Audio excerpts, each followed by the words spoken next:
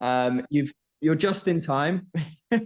Just had to sort out a little camera glitch there, but welcome everyone. This is our first of a series of events here, which is a little bit more of an intimate group, more of a collaborative, co-creative space.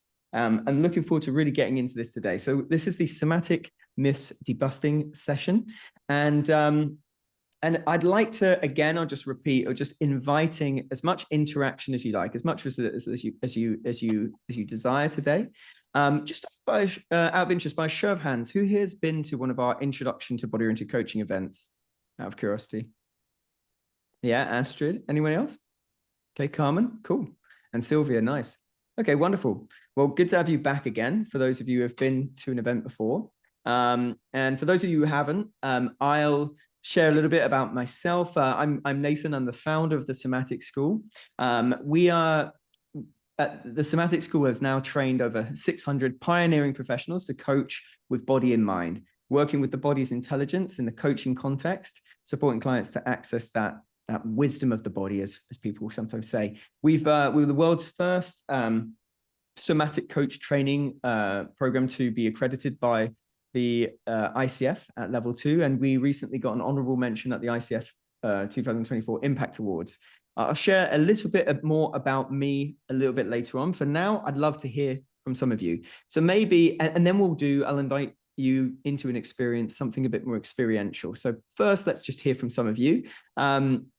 Maybe just a quick check-in. For those of you who'd like to, feel free to unmute. Like I said, we want this to be as interactive as possible. So unmute and maybe share your name, a little bit about you, maybe anything you'd like to share, but specifically, I'd love to hear, what inspired you to, what was it that inspired, or the calling or the intrigue or curiosity that led you to join this event today? So your name and anything that, and something, a little something about that. Yeah. Who would like to jump in and share?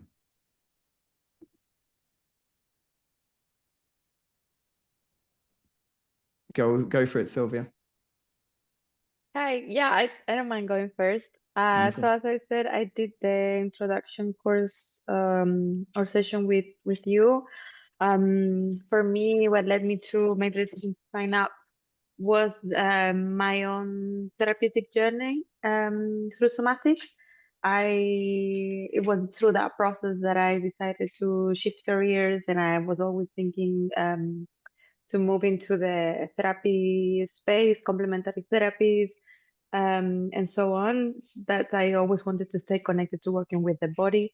So when I heard about the program, it really was everything that I was looking for. So helping clients move forward with full understanding of what their bodies are telling them. So, or in respect of what's going on inside of them. So I'm very much attracted to these concepts, and this is why I'm here, also to bust some myths, I guess. Excellent. Let's do it, Sylvia. I love that. Let's bust some myths together. Thank you very much, and thank you for being brave and going first. Who would like to follow in Sylvia's footsteps there and just share, your name, a little bit about what inspired you to come and join this event today? Rebecca, I see you are unmuted. Is that intentional? Did you want to share that?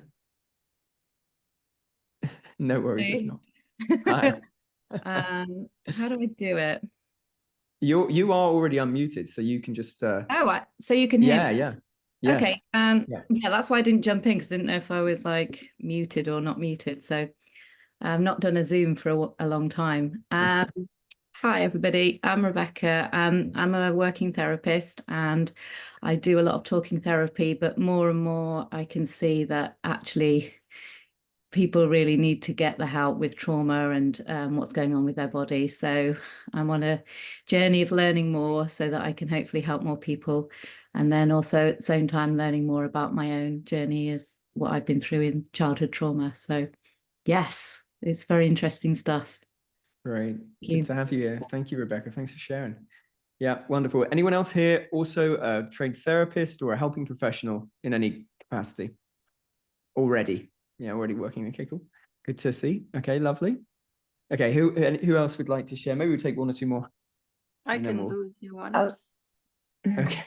Or someone else, I don't mind. Jumping at the bit now. Yeah, cool. Astrid, and then I heard someone else on mute, but go ahead, Astrid, you could start. Okay.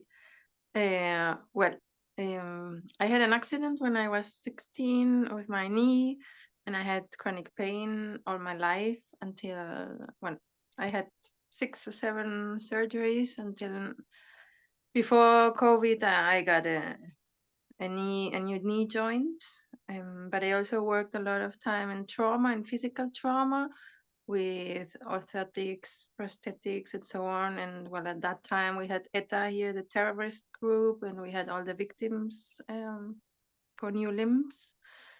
I studied marketing, and well, and I also worked with Shockwave for chronic pain and stress injuries.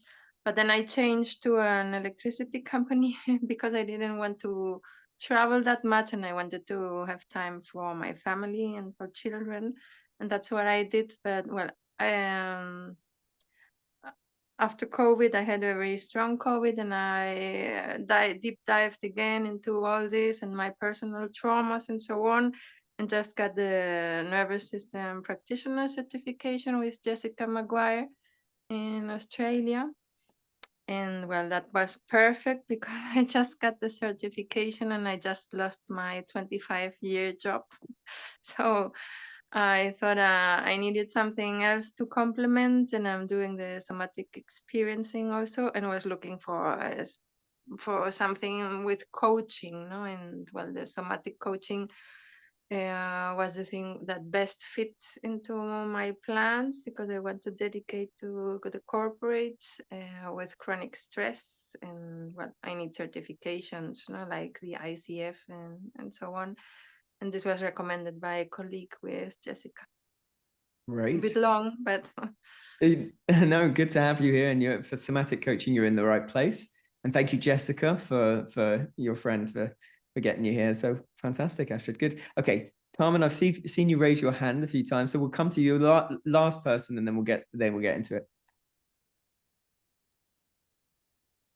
just one thing. Silvia is in Spain. I'll try to keep it short.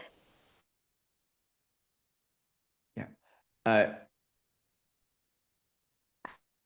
I think you might be breaking up a bit, Carmen. Yeah. I just send a little message to Carmen there. Shame. Okay, cool. Okay. Okay, lovely. And Sylvia is indeed Spanish, but from Belgium. There you go. Okay, cool. So yeah, now to oh dear. Okay, so hopefully find Carmen... my author. So for who? Gone. Okay. Okay. Alrighty then. So welcome everyone. Welcome to the event. So what we're going to be then looking at today then is essentially exploring some of these common myths that we might hear about in the world of somatics, particularly around somatic coaching, and explore a little bit why they exist. Then what we want to do is give you a feel for what's true for you, basically. And then we'll open the floor up afterwards for sharing thoughts, asking questions, and kind of a rich and collaborative conversation about things. But we really want to have some experience in here as well. The important thing here is that we don't just talk about these myths and why they may exist and how we may be able to bust them. We want to kind of explore that through experience. At Somatic School, we really lead with what we call primary subjective experience. So really leading with your own experience as the guide, as the teacher, for you to come to a place of knowing. You can come and make your own conclusions based on your own experience. So like I said, I'll share a little bit about my own story. I'll try and keep this brief here, but essentially the Somatic School came about because after many years working as a coach, I felt that working with the body was a significant part of the coaching work that we were doing. But at the time, and this is about 12 years ago now, 11 years ago, at the time, there was not any other coach trainings that were really working with that somatic dimension. In other words, the non-verbal communication, working with movement, the body. Now, there are trainings that existed like this, but the one, for example, was over in California, very long way away from me. And that was the only real training I could find other than others that kind of touched on it a bit more lightly. In the end, my journey took me to body psychotherapy, where I actually learned a lot of skills from various modalities, and then looked at how those skills could be applied in the context of a coaching conversation, kind of bringing it back home to coaching, which was always my intention. And a big part of that was just really about recognizing that when we work with our clients, often in a lot of coaching spaces, we recognize we want to work with as much, often the language that's used is data, as much data as possible, right? So really, how do we, when a lot of traditional coach trainings talk about that kind of global listening for more than just the words, we really are starting to access that kind of more somatic territory. So how do we do that in meaningful and skillful ways? And how do we access that which is not already known, through working with the body? And so the Somatic School was born out of the desire to create a coach training that I had been searching for and longing for. And so that kind of brings us here today. So let's start then by exploring, what actually, sorry, I said we do a little something experiential. So let's start with that, and then we'll get into the myths. So in the spirit of somatics, there is a little something that we can all do together just to kind of get us beginning to have something a little bit more experiential, a little bit more embodied. By a show of hands here, who here has heard of orientation? The skill or the practice of orientation? Okay, great. So for those of you who haven't, orientation is a very, very simple practice of simply connecting to the environment through our senses in the present moment. We could give this a little go to start with, and then talk a little bit about why we might do orientation in the first place. So for those of you who want to join in, I'll invite you to do a little orientation right now. So taking some time here to, first of all, offer yourself the question, what might it be like to do less in this moment? Just drop in that question into your own body mind right now and see what happens. As I look out, I see you might shift the way you're sitting in your chair, maybe some breath comes, whatever, just noticing what happens as you offer yourself that question. How might it be if I were to do less in this moment?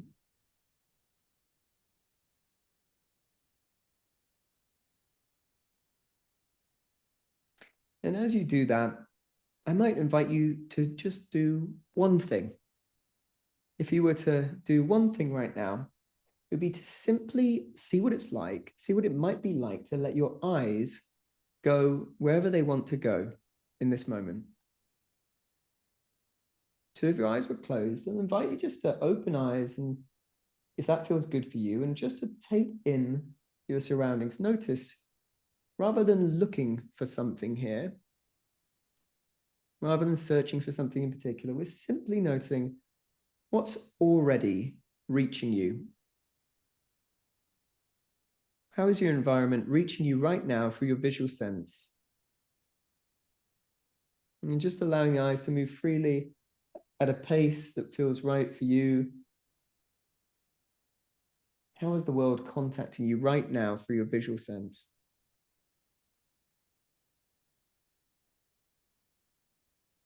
What do you notice? What do you see that lets you know you're here? And as you're doing that, something might catch your eye. You might notice something that's pleasant or nice or enjoyable in some way. A texture, a color, the way the light shines on something. And we just see an invitation there just to let your eyes rest there for a moment. Resting on whatever might feel pleasant, enjoyable, nice in your environment right now.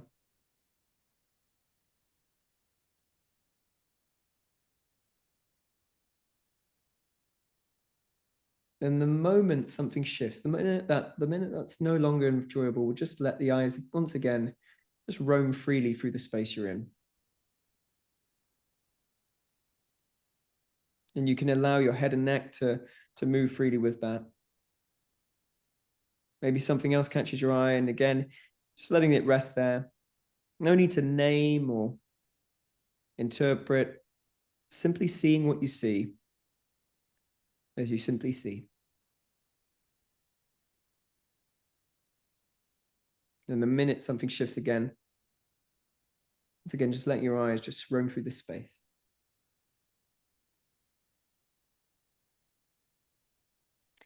Easy does it. So as you do that, you feel, by all means, you can continue doing that orientation practice for as long as you like, and you can come back to that at any point during this event. For now, I'm curious to hear maybe from some of you, maybe dropping into the chat here, what do you notice? Anything about your state right now? Any change at all?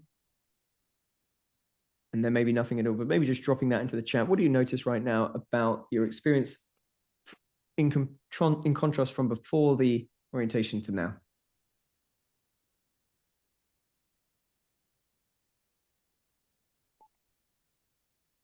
Rebecca says feels calmer. Lovely. Sophia, more focused. Yeah, Andy, immediately slow down, feel less buzzy. Andrea, comfortable and supported in my environment. Yeah, Sylvia, shoulders relaxed, shivers, and it feels lighter. Lovely, less rushed in preparing a snack. Good, enjoy. The authority of the body. Enjoy your food there. Eleonora, an empowering sense of letting go, calm and more present, and Cheryl, relaxing. Wonderful. Beautiful, yeah. Feel free to keep on sending those there. So there's a little practice of orientation. We can do orientation to, when we do this very, very simple practice, and sometimes it's almost misleadingly simple, we can do this to really support nervous system health and regulation. As we do this orientation practice, we send signals to our brainstem of the very ordinary here and now. For most of you, you're probably in an environment that feels comfortable and where you feel safe. And ultimately, that's the reality you're connecting to in this moment, sending signals to your biology that this is where I am, here and now. This is my present moment reality. So orientation can be a fantastic little practice just to give your body mind that information, feeding it with that information of this all okay experience, regardless of what might be going on for you. So something that's an indicator of a healthy, of a kind of well-resourced nervous system, I should say, is having a certain percentage, a certain kind of 60% orientation available to you at any one time. And so if you're orienting and practicing this, chances are the more likely as you go about your day, you're going to be naturally more oriented, because you're practicing this practice of simply connecting to the environment in this present moment through the senses. And it could be through any of your senses, but the visual sense is perhaps the most neutral of all the senses, and perhaps for many, the most available. So, okay, there's a little orientation practice. And now we've done that, let's have a little exploration together of some of these somatic myths. So, first of all, you're all here for a reason. I'm just out of curiosity, who's here is, if you're not already a somatic or body oriented coach, who's interested in becoming a somatic or body oriented coach? Maybe you could just drop in the chat out of curiosity, who here is, who has that sort of interest in developing yourself personally, professionally in that direction, out of curiosity. Yeah, Jonathan, Maria, Andy, I see you there. Yeah, Sylvia, Astrid, Rebecca, great. Sophia also, cool. Okay, cool. Great, and Corrine. Wonderful. Well, that's great. Good to know. So I would imagine then for those of you who've shared that this is something that you're already thinking about, this is a direction that you're moving in, that you may have come across, or maybe some things have emerged for you about somatic coaching that you might consider what we're calling today myths. So certain things that come up for you that you think that people maybe say, as you maybe express to your friends and family or colleagues, hey, I'm interested in working as a coach, and specifically, I'm very interested in developing myself as a somatic or body-oriented coach. And maybe some of the responses they say, they could be colleagues within the therapy space. For some of you who are already helping professionals, they could be friends who sort of think, what's that about? But yeah, okay, great. So Jonathan, I see your hands up. Yeah, what are some of the myths that kind of typically come up for you? Jonathan, if you want to start us off, yeah. Yeah, I'm not sure if it's. Do you hear me? Yes. Okay. It's more a question of how can you use somatics with. I mean, I take my own experience. It took me almost 32 years to understand that I have a body to take care of, and then I started to take care of it. And if you work with clients who are so disconnected from their body, how can it be efficient to use somatics? Yes, that's Carmen my also has that question one. too. That's my question too. This is what I'm struggling with. Yeah. Big time. How would we summarize this one Sorry. then? How would you name this in a sentence? What would you call this? It sounds like it's more of a question than a myth, perhaps. But I heard Jonathan, you say something like, actually, you say in your own words. What would you? How would you put it in a sentence here? Well, how do you bridge the disconnection of the body thanks to somatics? Is somatics capable of bridging the disconnection with the body? Okay, great. Is somatics even capable of bridging the disconnection? So for those who are already disconnected, is there any way that this can help, basically? That could be one of them. So is that something like that? Can somatics bridge the disconnection? That's what I'm hearing. Okay. Okay, good. So some of these are going to be kind of more questions, but let's take a few more. I'm gonna make a list of these. I'll put them here into the chat. Can somatics bridge the disconnection? I'll make a list and then I'll share them all into the chat. So then we've got a little hit list. What else comes up for you, Carmen? Yeah. Yeah. So, and in relation to that, if it can, how can I be clear in my offering for whom this is not for, so that I am really fair to people who are maybe even intrigued by reading about it, but it just won't help them, so that I have that integrity from the very start, like, and that I can also then be clear who are my clients if I'm offering somatic coaching, as somatic coaching, not as a part of regular coaching, if you know what I mean, where I'm offering some strategies or whatever. If I would really like to offer somatic coaching as it is, learning of non-doing in this crazy world, it already sounds like a completely like non-tangible concept, if you know what I mean, but experientially it's incredible. Yeah. You know, Okay. I know that it is. Yeah, great. So wonderful. I'm actually going to pull out a little myth, I think, from what I'm hearing you say then, Carmen, from my perspective, but correct me if I'm wrong, which is an interesting one, which is somatics is not about strategy. Or somatics and strategy, it's something like that. And not the wording might not be correct, but it's interesting because I heard you talk about this, you've got regular coaching, we talk about strategy, that sort of thing, and then we've got somatics. And there's this interesting divide in your mind already. And I wonder if we can maybe bust a little myth around that as well, potentially today. But that's great. Thanks, Carmen. Okay, cool. Let's see here. What else have we got? Angela, how can I, but also I should mention, Carmen, I've also captured this other one. How can I be clear in my offering for whom this is not for? I heard that as well. Okay. Angela, how can a clinical social worker best use somatics in private practice therapy or children and youth? Okay. And Astrid, people are convinced that the feeling and sensations always come from a thought. Oh, that's a good one. Great one, Astrid. Yeah. Any other similar to Astrid's one there, and similar to the idea that somatics and strategy are not related? Anything like that? Those kind of myths. And of course, we'll make time for questions. I think what I'll do is I'll distinguish between these two. We'll make time for these other questions, and we can kind of brainstorm together on those, so to speak. But yeah, what you got there, Sylvia? Well, mine is a question. I prefer to say it than to write it because then I will lose it. But it's the idea that if you create a strategy for yourself or a project, you come to coaching practice because you want to achieve something and you don't have the tools, or you don't know how to move.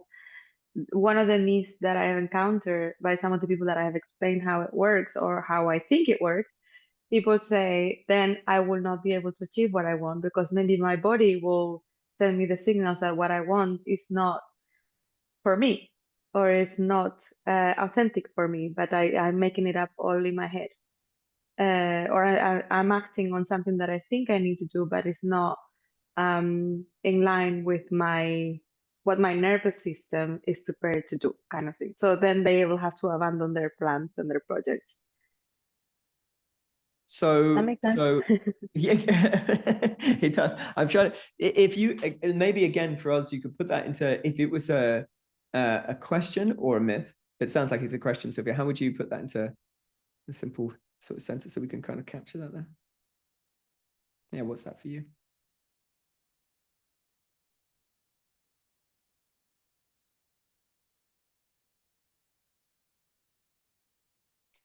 You're keeping us in suspense here. I know you're looking for the mute button, but it's with bated breath. We'll have you found it? I can unmute you if that. I can ask to unmute. How's that? Yeah, sorry, I don't know what happened. I lost the screen. No worries. I cannot. I don't know where you are. I'm just gonna talk. Okay. Sorry, what you said? You asked me to formulate it as a question. Sure. Okay, so Yeah. the question is, does somatic coaching mean that because when you work from the body and when you work from the mind, there is usually, when you work from the mind, there is not necessarily, you're not paying attention to your own to your own body's signs or signals. You're just undoing action, and sometimes your body might be screaming stop, or you got like, it's too much, you're going to overwhelm yourself. So what I have encountered is that when I explain this to them, they're like, but if I listen to my body, then I won't be able to meet my goals, because my body will ask me to stop. Brilliant. Oh, great. Okay, lovely. Wow, interesting. To my body, if I listen to my body, I won't be able to meet my goals. That feels like a good one to do some myth busting on. Cool. Okay. Okay, this is going to be interesting. So this is okay. Is somatic therapy only for a certain age level? Okay, that's interesting. We might not be able to get to all of these today, everyone, because also Angela, Carmen's put a little comment under yours, and I would probably agree. It's a good way to help people release and process trauma and anxiety, to release and pent up emotions in the body. So only in that here today, we're going to be focusing largely on the coaching space. For my perspective is that, yes, coaches can work with trauma, but I would say that working to process trauma, as you've described, takes us, in my opinion, takes us beyond the scope of a typical coaching contract. So for the ethics of our coaching, for managing the expectations of what our clients are coming to us for, really, and if you're marketing your services to work on trauma, it is advisable, I would argue, to have some trauma training, and so there's a reason why trauma therapy training is, say, 3 years long with a placement, and the typical coach training is anywhere between 5 and 8 months or something like that. There's a difference there, and that's rightly so. Now, we can work in trauma sensitive and trauma informed ways as body oriented coaches, and we absolutely do. And that's important to know what to do, and importantly, what not to do in our sessions to retain the integrity of that safe container we're creating for our clients. So just on that then, if that's okay, probably, Angela, we won't go into that question in detail today, but hopefully that's offered you a frame to kind of think about that for a minute. It may be the case that actually a trauma therapy, unless you are already trauma therapy trained, then in which case that's a question for that. Okay. Cool. Yes, great. Okay, Angela, that might give you an idea of direction then for that. Okay, cool. I think we're good then. Let me just pop these in here. So the questions we have are as follows. We've got 4 questions and 4 myths. I would imagine that we can come back to the questions should we have time towards the end, and we can kind of do a little quick fire, and we can open it up to the group to see if there's any other input. But for now, let's see if we can tackle some of these myths here, and do that in a experiential way, if possible. So people are convinced that the feelings and sensations are always coming from a thought. Our brains, right? Here's okay. Here, that's interesting. So, actually, who was it? Who was that one? Our brains, minds are only part of the body self that thinks, analyzes, and makes decisions. Whose was that? That myth. Stephanie. Stephanie. Hey, Stephanie. Do you mind expanding on that just a little, just to give us a little bit more context? Well, in Western society, we rely so much on, and it's some of the things that I've already heard said, and that is that our brains need to be in charge because our bodies don't really have good thinking, good information to tell us what to do. Yeah. And my understanding is that often our bodies are wiser than our brains are. Yeah. Yeah. Wonderful. Okay, great. So thank you very much, Stephanie. That's fantastic. Let's see here. Okay. If I listen to my body, okay, which one's calling to you? So you've got 1 to 4 on the myths. Maybe Treya in the chat for the group, which calls to you the most in terms of a myth busting in an experiential way? Do 1, 2, 3, or 4. Type that into the chat. I'll number it here so it's a bit more clear which ones I mean, but it should be sort of somewhat self-explanatory on that front. Let's see. There you go. 1, 2, 3, 4. Got a bit funny. There you go. 4. Okay, most of you saying 4. That's great. Okay, if I listen to my body, I won't be able to meet my goals. Okay, so let's see if we can explore this experientially. I have an idea. Now, this is a curious one because this isn't exactly listening to the body as such, but we're going to work with each other. I'm going to pop you into a little breakout for a very short time. You're going to go one way. Okay, we're just going to do it one way round. Can I just check, is everyone here open to going into breakouts? Just by show of thumbs. Okay, it's a really simple little practice. So what we're going to do is let's take a goal, okay? A goal or a vision. Now, in this exercise, you're not going to be listening to your own body as such, but your partner is going to be using what's happening coming from your body as the guide for the conversation. Now, when we come back, we can talk more on that particular myth there and see where that takes us, because from our perspective as body-oriented coaches, listening to your body is perhaps one of the most amazing ways to meet your goals. But for now, what we're going to do is this. You're going to have 5 minutes. Choose who wants to be the sharer and who wants to be essentially the listener, let's call you. The sharer, you're going to share on a goal you have or a vision you have for yourself. You're here many of you here today because you want to be somatic or body-oriented coaches in some capacity. So maybe it might be a vision or a goal you have about the service you want to provide, the impact you want to make. Yeah, something like that. Could be that, or it could be something else. Now, the listener, what you're going to do is when you're listening, listen for the words for sure, but importantly, what I want to invite you to do is notice nonverbal communications throughout.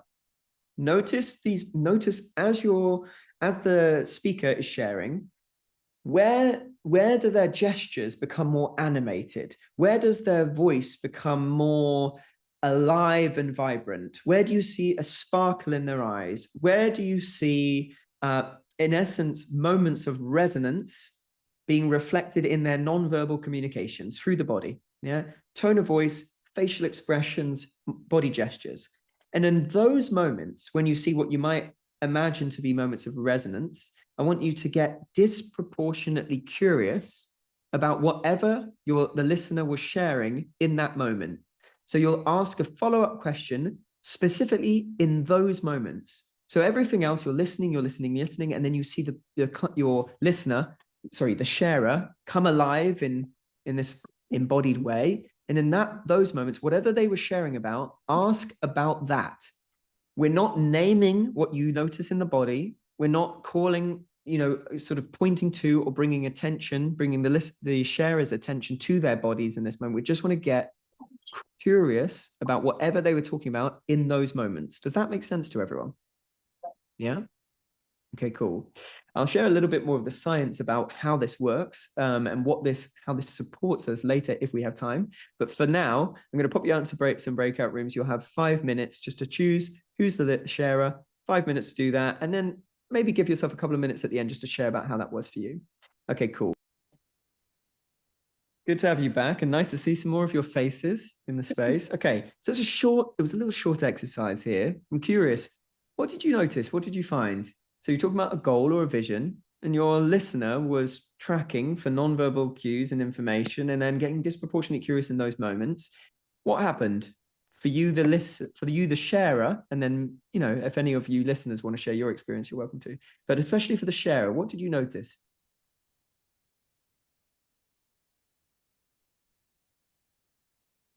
I mean, I can start. Oh, sorry. You want to go, Angela? Sure, thanks. I was just gonna say it felt really nice to be listened to, and to have someone's attention. And I really appreciated her kind of reflecting some things back about like my voice or my temperament or the hand gestures I was using. They were her comments at the end of our conversation were very affirming, and I appreciated it. Nice, nice. Great, thank you, Angela. And Sophia, this comes to you. Well, for me, I think it went really fast. It was more of a discussion, so we didn't really get to the actual observation, I would say. I don't know if Astrid has a different opinion, but it was more a relaxed kind of exchange. So it was very, very nice to also, just the act of sharing my vision was nice, as Angela said. And also Astrid also identified with a similar vision. So we kind of talked a little bit about our experiences. Great, lovely. So the point of this exercise then, and thank you both for sharing, is not so much to share and to explore the observations themselves, as much as this generative process that happens as we are essentially kind of honing in on these moments that bring this resonance as expressed through the body. So what we're doing there is we're really working with what's called in some research by Boyatsis and company. They talk about this research. They talk about these research findings that find that when we get curious about these moments, it stimulates both parasympathetic nervous system activation and the default mode network in the brain. And the combination of these two is what they call positive emotional attractors. Now, at the Somatic School, we're not super inclined to say these are positive emotions, these are negative emotions, because who's to say that this is good, this is bad? You know, sometimes anxiety can alert us to something that, you know, or pain, for example, can alert us to something that needs our attention. Anger could be a really motivating, driving force in our lives, you know, and grief can kind of help us get to touch places within ourselves, more depths that we didn't know were there before. So it's not so much the case about them being positive or negative emotions, but the studies show that when we do that in a coaching session, what actually happens is that clients can this combination of parasympathetic nervous system activation and default mode network helps clients become more open to new ideas, other people, to creativity, and the opposite of that is where we kind of get into the more of the problem solving, which is so classic in coaching conversations, and that can actually shut things down. So become more closed to ideas. And actually, if we move towards more traditional goal setting too soon, and we talk about kind of specific, measurable, actionable, realistic, time bound, that sort of thing, again, that actually stimulates the sympathetic nervous system activation, task positive network in the brain, shutting us down to new ideas, new possibilities, other people and relationship and that sort of thing. So there's a time and a place for both, but that's just an observation there. So curious, if we come back to that myth here, we said, if I listen to my body, I won't be able to meet my goals. Do we have any sense of that now? Like just for yourself here, like what's your feeling about that? Given that experience, I mean, there are many ways that we can work with this, but this is just one kind of way of looking at that. Yeah. Andrew, I saw you nodding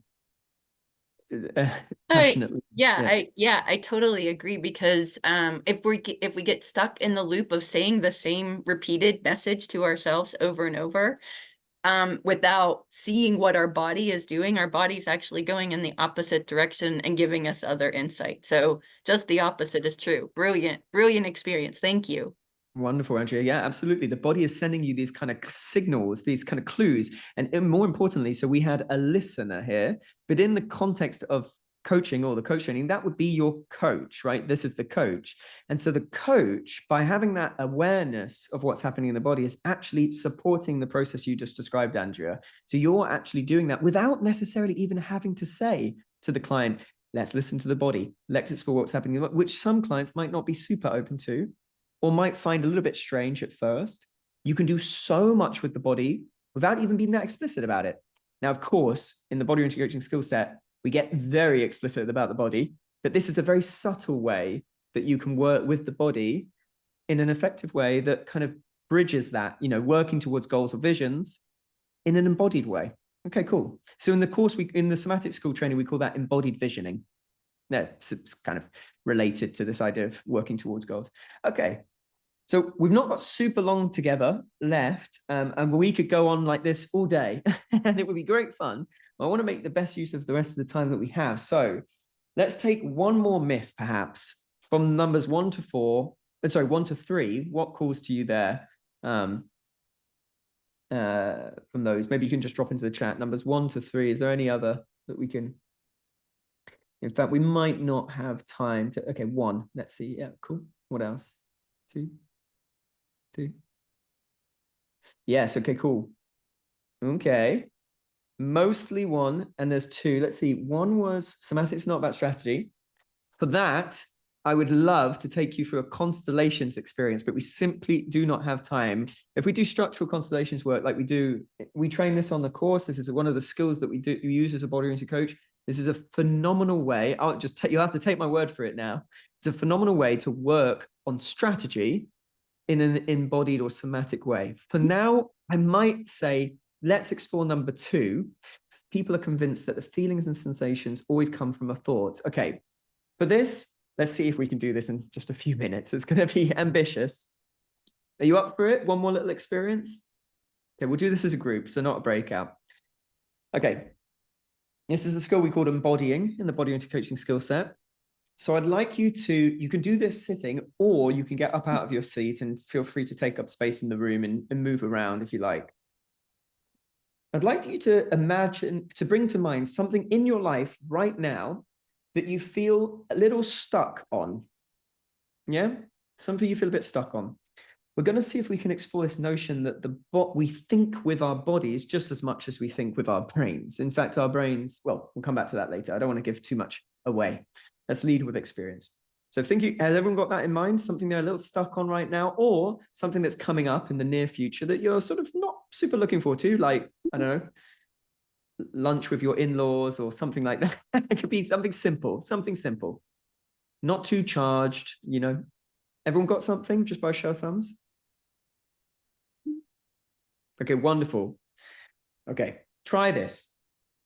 See what it might be like to allow the body to take a shape, or to move the body, or to allow yourself to move in a way that feels like it expresses the experience of that stuckness, or that thing that you are anticipating that you're not super looking forward to, that feeling that you're in. Now, go ahead and do that now.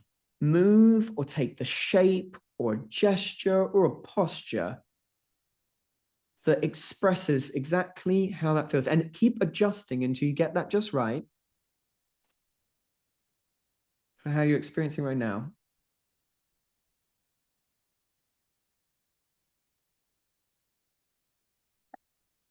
And notice, if you will, you may notice that the body knows when you're in the right shape, posture, position, and when you're not. That's not quite it.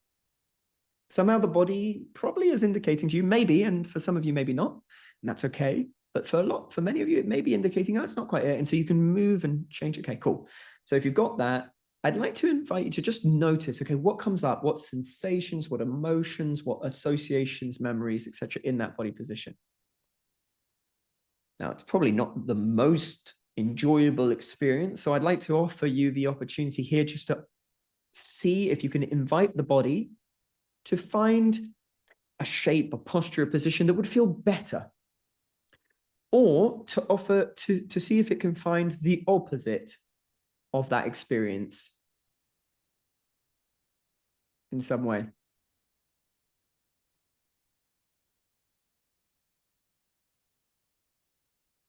Now notice in this shape or form, what do you notice now?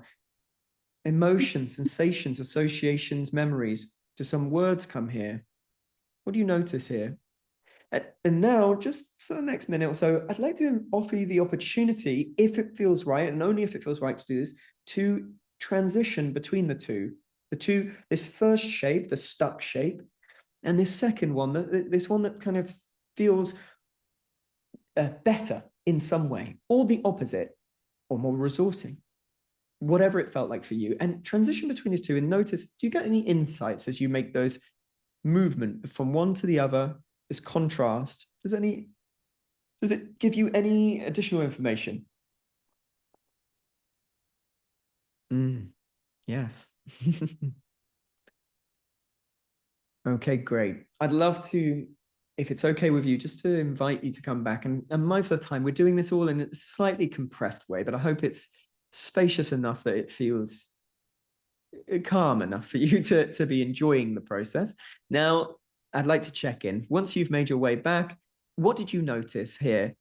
I can't deny I'm curious, Eleonora, if you want to share after you've taken your notes. So it looks like you're integrating there, but feel free to take your time. Anyone else? I say that about Eleonora because I saw some nodding. It was, but no need to share if you don't want to. Anyone else want to share? What was your experience there? What did you notice? Any insights?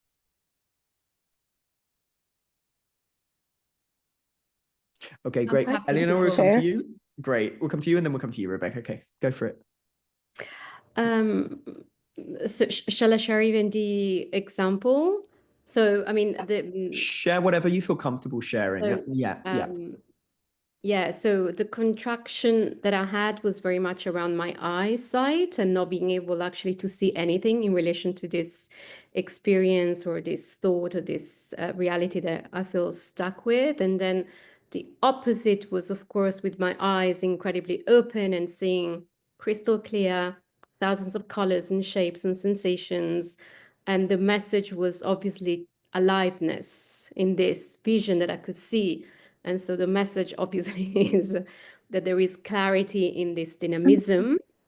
And then this dynamism allows me to clearly move forward towards wherever that is, instead of residing into a poor feeling of stuckness. And so the solution for me in this instance is to move with, this reality of openness and appreciation for what makes me move, basically. Movement in the sense of, very somatic, but movement also in a very, like, dynamism in a kind of very yogic sense, and like from a philosophical perspective. And so just kind of embodying more.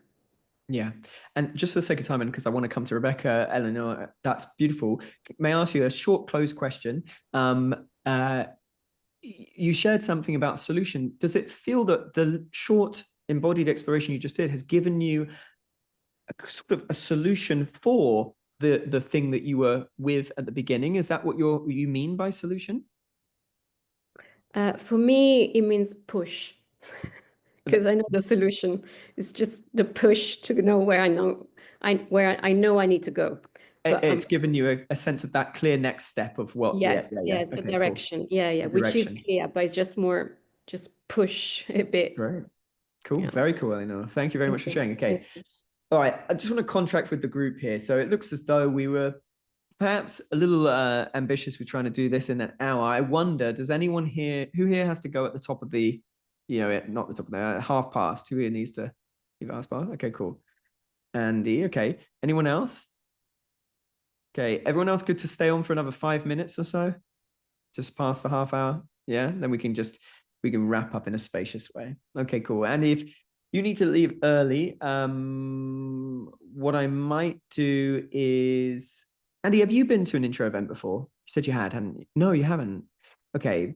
what I might do then is just offer you a little something, and I'll share this for everyone too. You know,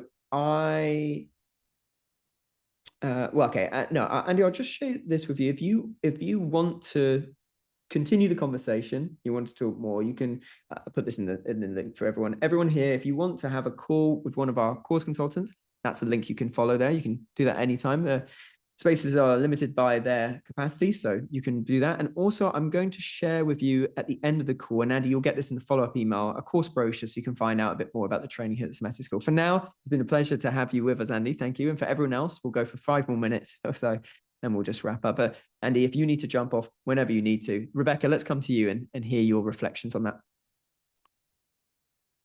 Hi, yeah, it was really interesting, and I'm excited now because I'm thinking I could use this with a client. But the first position, I just closed my eyes and I didn't even think about it. My body just went into a position, Yeah. and it was you know, in response to being stuck. So it felt very, I couldn't move from it. I was held there. There was nowhere to go. My eyes were closed. My body was tense.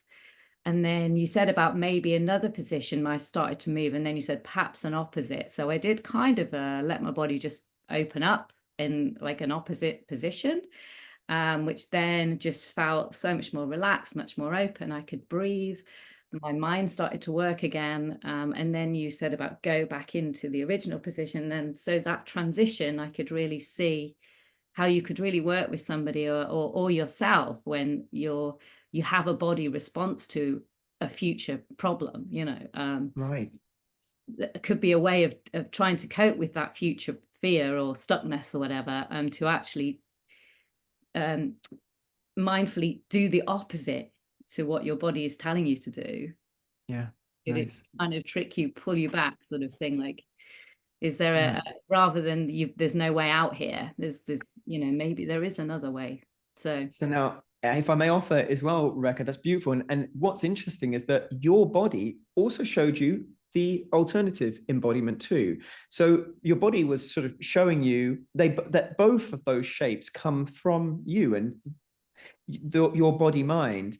And so what this skill is called in the training here at the school is embodying. As part of the Body into Coaching skill set, we call this embodying. I mean, it sounds like it's a very kind of generic name for a skill, but this is the embodying skill.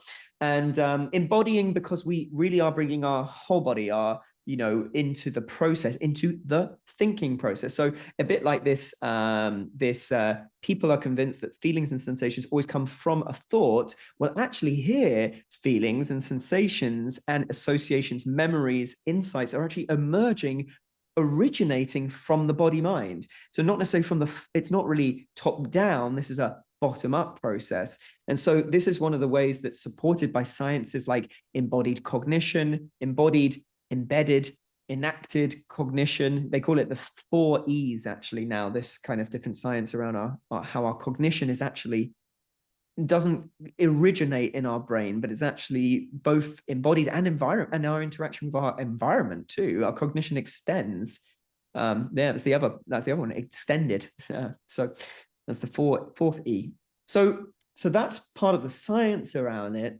But there's also a ton of other things here. You know, in our bodies, we contain our bodies hold implicit memory, procedural memory. We have cellular memory. If you want to see an interesting book that was recently published called The Embodied Mind, I think, forget the author, but it goes a deep dive into cellular memory that also connects to like epigenetics and things like that. Very, very interesting.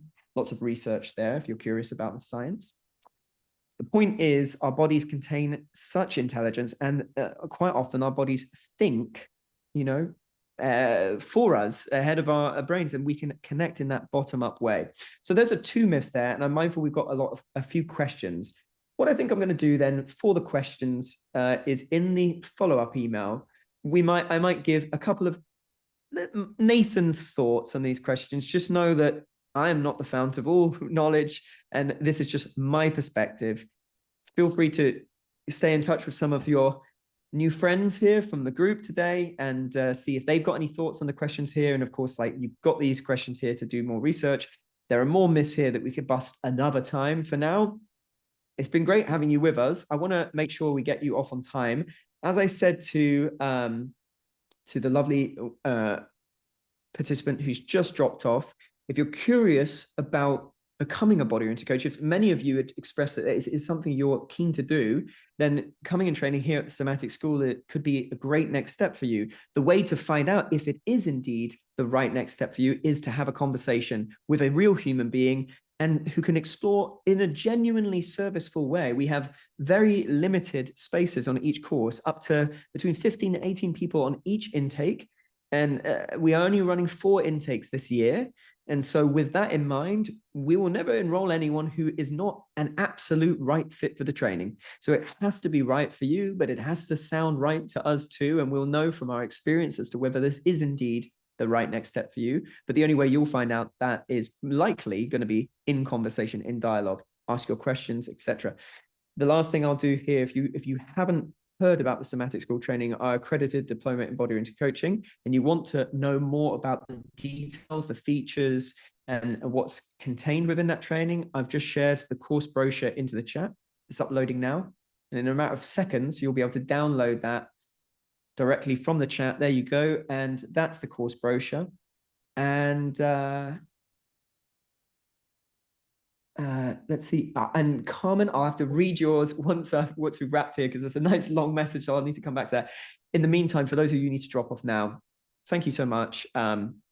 If we have, I wish we have a little bit more time for questions. In fact, I tell you what, a bit naughty, but I'll stay on another 4 minutes for anyone who's got some final little questions just to wrap up there. And then, and for the rest of you, then have a wonderful rest of your day. It's been a pleasure to be with you. Take good care. And if anyone's joining us, the next intake begins in February. I'm actually training on that course, so it'd be great to have some of you back and some familiar faces on the training if you're wanting to join us in February. So,